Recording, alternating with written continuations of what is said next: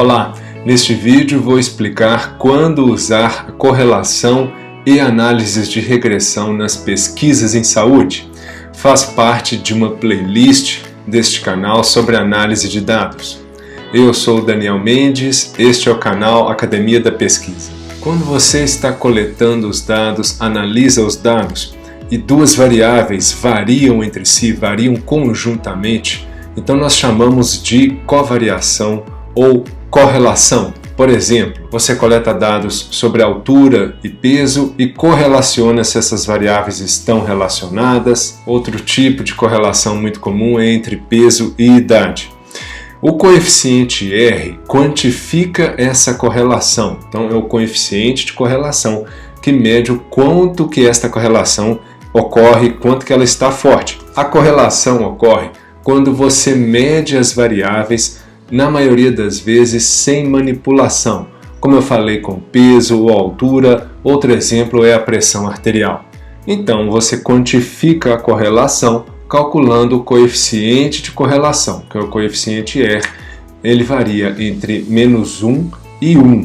Quando o coeficiente R é igual a 0, não há correlação. É um valor P não estatisticamente significativo, em que o pesquisador aceita a hipótese nula que não há correlação entre as variáveis. Quando a distribuição das variáveis segue uma distribuição normal, então o coeficiente que nós calculamos é o coeficiente de Pearson.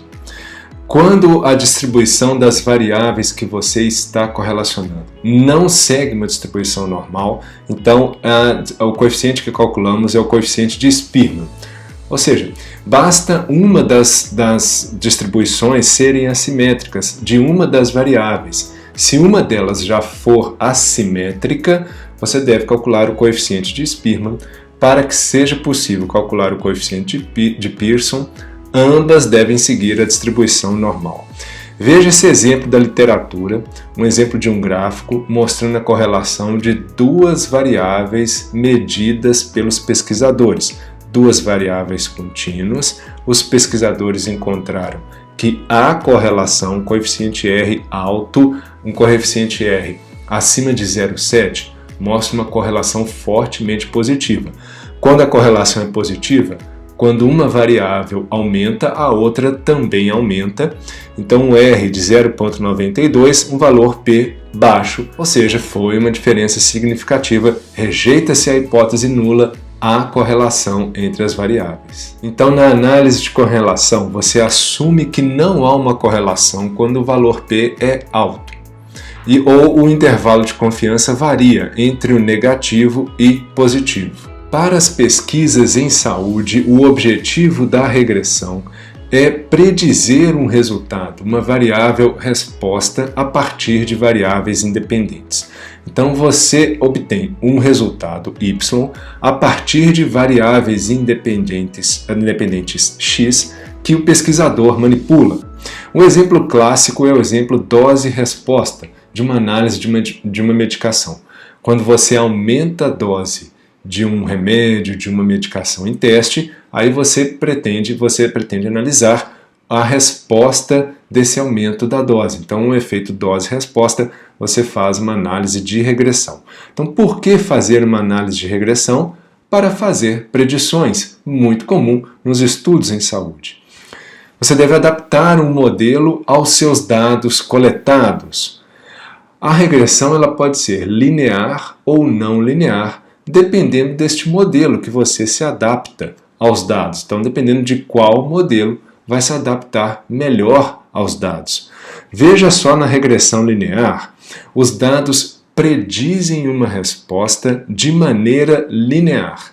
Existem várias variáveis independentes que são estudadas para analisar uma resposta, a variável Y, a variável dependente. Assim, o objetivo da regressão linear é ajustar os valores para encontrar como que as variáveis independentes podem predizer um efeito, uma variável resposta. Veja alguns modelos de regressão que são usados em saúde. Você pode fazer uma regressão linear ou não linear. Depende de como o modelo dos dados, como o modelo vai se adaptar aos seus dados. Pode ser uma regressão simples ou múltipla. Se uma variável independente só for analisada para desencadeamento de uma resposta, é uma regressão simples, mas o mais comum são várias variáveis analisadas, a regressão múltipla, para variar a resposta. Quando a variável resposta é uma contagem ou uma variável categórica, ou seja, você está analisando quais fatores determinam uma resposta por categorias, a regressão utilizada é a regressão de Poisson. A regressão logística é utilizada quando a variável resposta é binária. Isso é muito comum na saúde. Exemplos de respostas binárias: se tal evento ocorreu ou não ocorreu, se o desfecho evoluiu ou não evoluiu. Então, respostas binárias são muito comuns nas pesquisas em saúde. Para isso é feita a regressão logística. E outra regressão muito comum é a regressão de risco ou chance proporcional, quando a variável tempo está envolvida. É o que ocorre nas curvas de evento-desfecho, as curvas de Kaplan-Meier, em que você analisa uma resposta a partir de várias variáveis e com tempo envolvido também. Então, quando o tempo está envolvido, é feita uma regressão de risco ou chance proporcional. Então, na diferença entre correlação e regressão, a correlação quantifica o grau que duas variáveis contínuas estão relacionadas por meio de um coeficiente de regressão. Quando o coeficiente de regressão é zero, não há correlação. Quando ele é negativo, há uma correlação inversa, ou seja, se uma variável aumenta, a outra reduz, chamamos isso de correlação inversa ou negativa, e a correlação positiva ocorre quando as duas variáveis crescem no mesmo sentido. Também na correlação você quase sempre mede as variáveis, não há manipulação dessas variáveis. Quando o pesquisador manipula uma variável e deseja saber qual é o efeito disso, qual é a resposta, aí é feita uma análise de regressão. A quantificação da correlação é feita novamente pelo coeficiente R, e na regressão o R quadrado é chamado de coeficiente de determinação. Ele ajusta o modelo, ele dá uma informação sobre qual a porcentagem do modelo que está correto, que explica a variável resposta.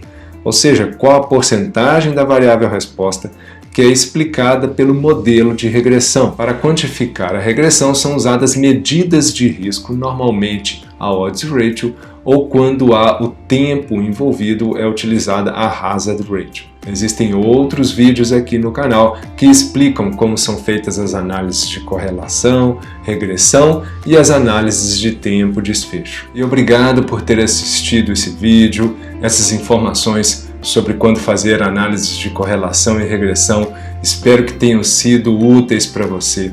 Compartilhe este vídeo e os outros do canal e deixe as dúvidas nos comentários.